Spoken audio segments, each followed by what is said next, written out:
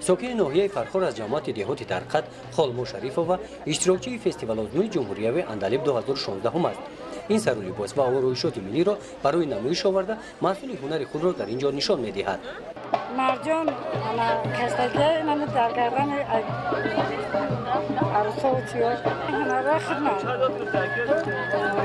ای ماما و بیبی اول میکردم امیت میکنم دیگر بین رفت بود طلبدارش بسیار رای میکنم امیت میکنم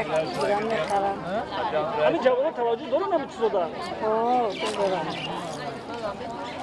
خیلی دکه میکنه میره ای گودکی من همین کار مسئول اون کار خطی مختلف دیگه همین به کار نمیستیم فستیوال آزمون جمهوریوی اندلیب 2016 بخشیده به 25 سالگی جشن استقلالیت دولتی جمهوری تاجیکستان در ناحیه فرخار در سطح بلند فرهنگی دایر گردید.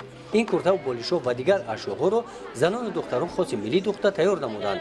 همه این نشاندادها از دستاوردهای دوران استقلالیت میباشند. در این نمایش هنرمندان از همه جماعت‌های دهاتی ناحیه با نمونه محصولات‌های استحصالی خودی اشتراک نمودند. آنها می‌خواهند که محصول مهنتشان را تماشابینان بهاگذاری نمایند. البته گذراندن این گونه چهاربینی‌ها که در سطح بلند می‌گذرند برای هر یک شهروند تاجیکستان از منفعت خالی نیست، چون که هر یکی ما مسئولیت است می‌کنیم که وطن ما روز تا روز رو به ترقی آمده ایستاده است، رشد و نمو افتاده است و همه این از برکت و استقلال تاجیکستان عزیز ما است. میدانی که نمایش هنرهای مردمی دایر کرده شد با اون نگاه نکرده که وسیع است در اینجا جای خالیگی نمانده بود. طعم‌های گوناگون ملی که سر هر قدم گذاشته شده بودند گواهی از آن می‌دهد که در فرخار بانوان کدبانو نظر به دیگر ناحیه‌ها کم نیستند و خوشبختانه با برگزاری چنین فستیوال آزمون‌ها شماره کدبانوها سال تا سال می‌افزایند.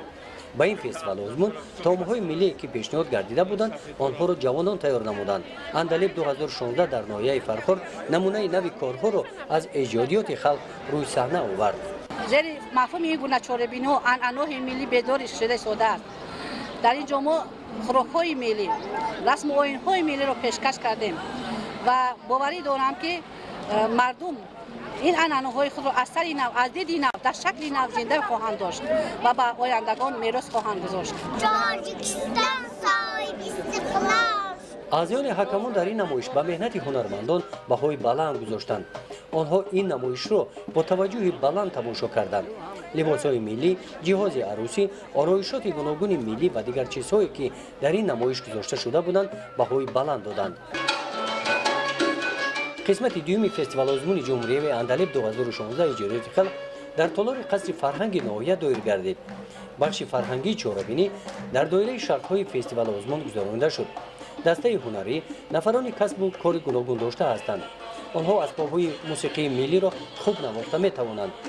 صدای دف و چنگ و تار و رباب دقت هر یک تماشابین تالار را به خود جلب نمود. نوازش با اسباب‌های ملی بهای بلند را گرفت.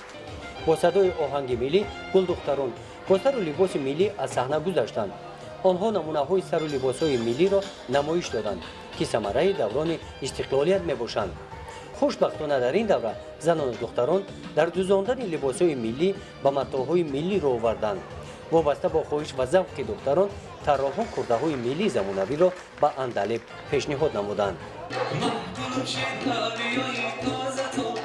در فستیوال آزمون سرود و ترانه‌های مردمی سراییده شد. در خواندن بدیهه صحنه به محیط دهه کوهستان مانند کرده شده ساخته شده است.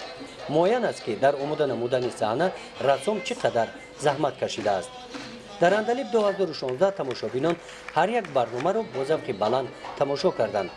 در جنبست به ناحیه فرخار در دور ولایتی فستیوال آزمون جمهوریوی اندلیب 2016 حکمان آزمون بهای بلند داده برای اشتراک به فستیوال آزمون جمهوریوی اندلیب 2016 به شهر دوشنبه راه خط دادند. گزارش خواجه نظریف خدای نظر ظهورов رستم بوریف از ناحیه فرخار برای برنامه اطلاعات نوید.